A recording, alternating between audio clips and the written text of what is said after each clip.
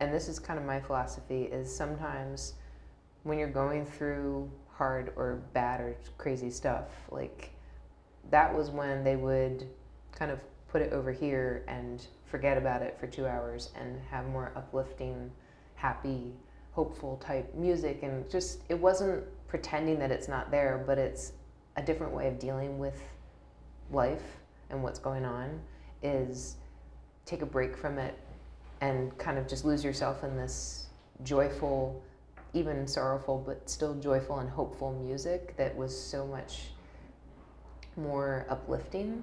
And then you go back to that issue and you have new, fresh perspective to deal with it, or you're coming back to it after, you know, kind of getting revived a little bit.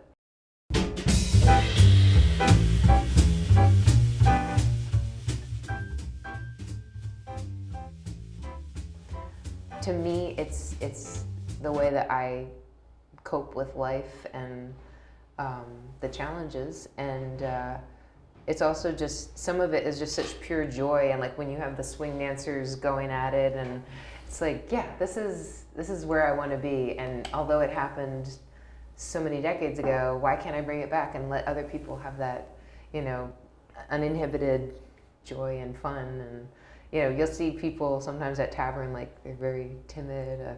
Oh, what are these? You know, I can't do that. And then, you know, someone grabs them, asks them to dance, and you know, they're dancing, and that's what people used to do.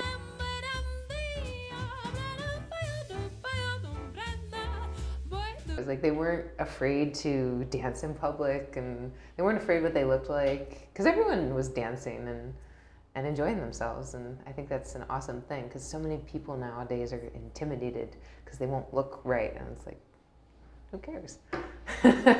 How do we lose that? I don't know where that started, but I feel like, just for me, and I don't know if this is a thing, but as music changed, it used to be so danceable socially, like even through the 70s and the 80s, and then by the 90s, I don't know what you would dance to the majority of the music. So in terms of social dancing, you would have, like in the 40s, swing and Lindy Hop, and then in the 50s was like sock hop and rock and roll. It's still close to swing. And then you have that evolving through the 60s, the 70s is hustle, disco. We've got the salsa, Latin world catching on. And then I don't really know what the social dance vibes would be. So I think that's kind of where it started to fall off, because it wasn't an obvious, music was like exploding into such different realms. It wasn't an obvious Community thing anymore? Yeah, and I think that that's where it started to get lost, maybe in the 90s and on. And then it became such a distant thought of like, oh, you know, my parents used to do that, I'm not gonna be a weirdo. And so I'm trying to encourage young people to not be intimidated to do it, and not feel like they have to be good at it.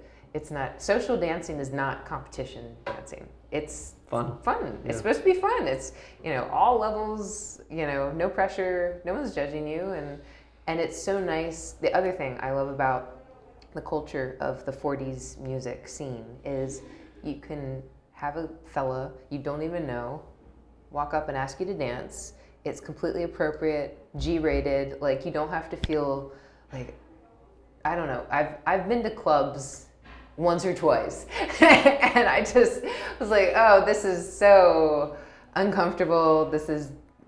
I just felt like I had to be on guard.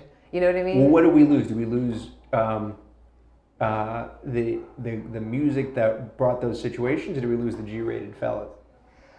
That's a good question. Which came first, the chicken or the egg? I don't know. I think that I would like to say that as the music changed, it influenced our behavior.